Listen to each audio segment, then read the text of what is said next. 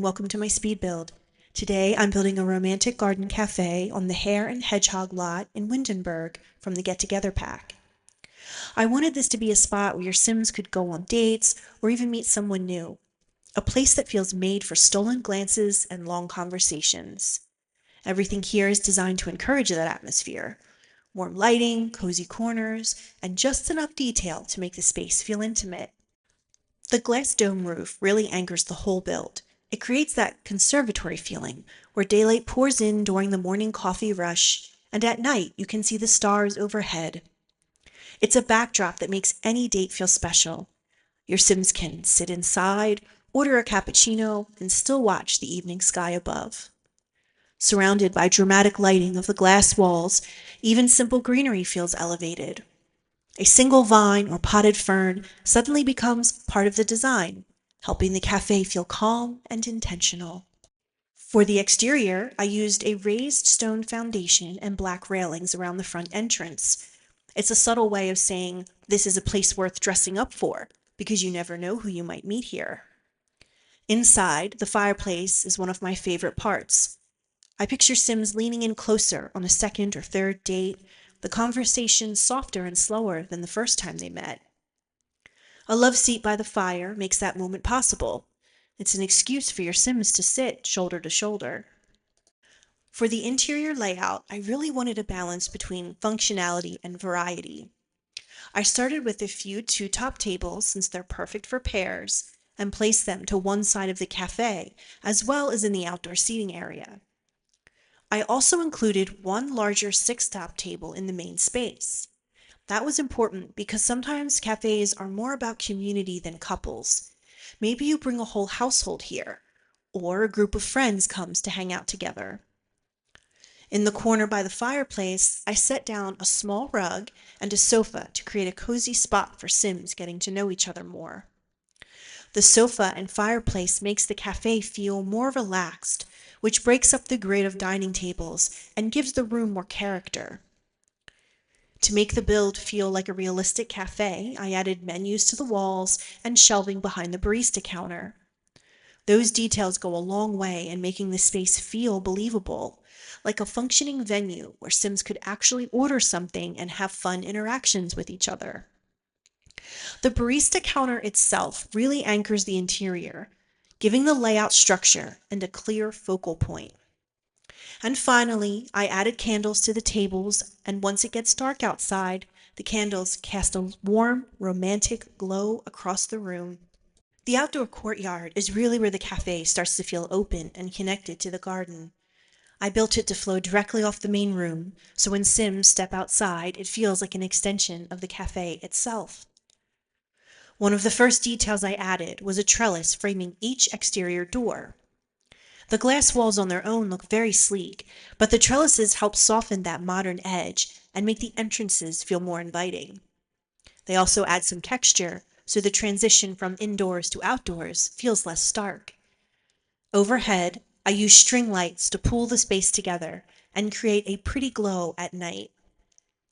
For outdoor seating, I kept the setup simple, with two top tables and a bench. Smaller tables work best out here because they fit the space without crowding it, and they naturally lean into that cafe vibe where couples or pairs can sit off to the side and talk.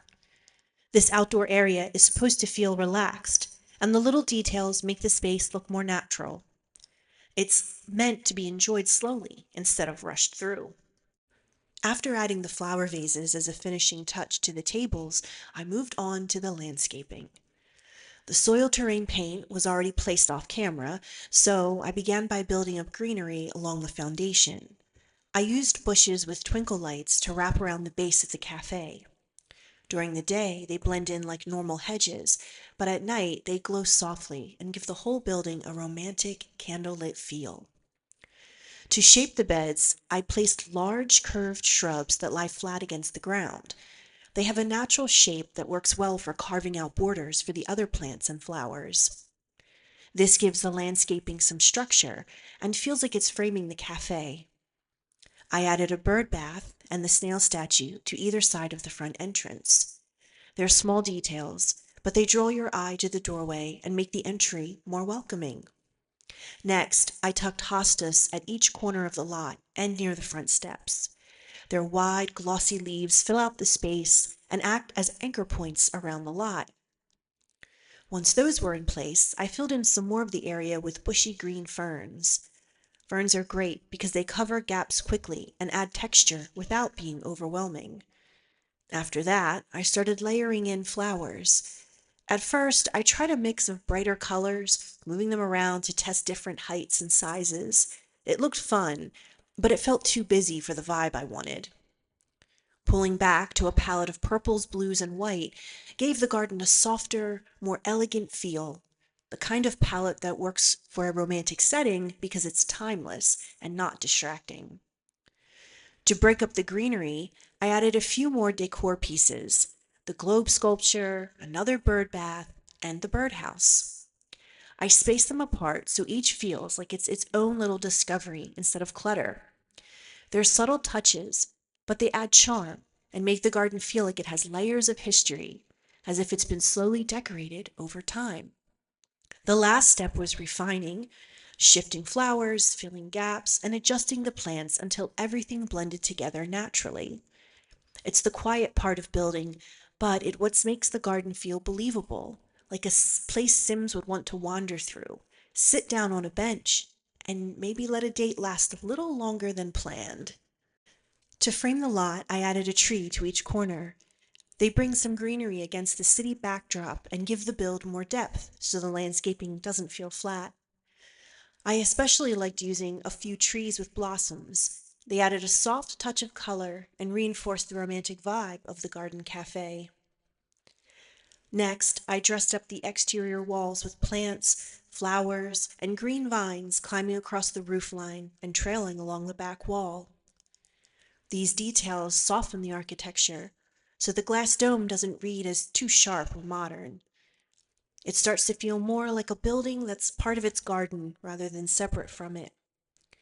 To tie everything together, I added hanging planters to the glass walls, placing them along the metal strips between each window. They bring in pops of color at eye level and break up the tall glass walls, making the space feel more welcoming. On the exterior walls, I layered in white floral vines, just enough to brighten the structure and add a romantic highlight without overwhelming the design. For finishing touches, I placed glass awnings over each doorway, which made the entrances look polished and complete, and added a chimney above the fireplace so the outside of the building reflects what's inside. At this point, I started bringing the garden indoors. Along one of the side walls, I added high shelving units with box planters, bringing greenery up the wall in a simple, structured way. Next to the bathroom door, I placed a narrow plant stand, and on the other side, a slim privacy screen with vines that creates a touch of separation without closing off the space.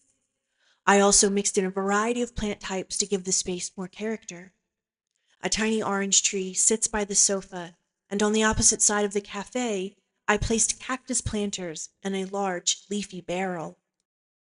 These bursts of color and texture break up the greenery and keep the cafe from feeling too uniform.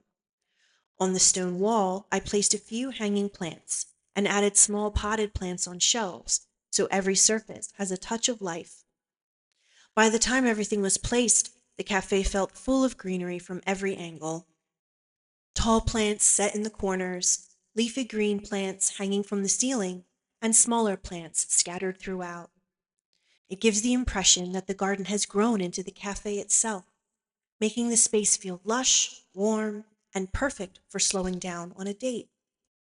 Before wrapping up the build, I made a few more adjustments outside. I swapped one of the front trees to balance the entrance and added large ivy to the corners of the glass walls. That extra greenery softens the edges of the cafe and helps add to the natural garden vibe of the lot. I also placed a few more plants up on the roof so the garden theme continues all the way around the structure. At the front door, I created custom topiary bushes by stacking smaller ones together, raising them up with the 9 key, and setting them in planters. It's a simple trick, but it frames the entryway and makes it feel more polished. Inside, I added hanging ferns along the tops of the glass walls. They draped down just enough to add texture without blocking the light, tying the interior plants into the architecture itself. And since this is a romantic cafe, I wanted to point out some of the features that make it more than just a build with pretty plants. There's a champagne bucket for celebrating, a love seat by the fire for cuddling, speakers with romantic music, and even a tucked away utility closet for dates that take a bolder turn. Those touches are what make the cafe functional for gameplay, as well as beautiful in screenshots. A true date spot where your Sims can choose how the evening unfolds. Thanks so much for watching this build. The Romantic Garden Cafe turned into such a detailed project, and I love how the atmosphere came together. And as always, thanks for spending some time here with me. I'll see you in the next one.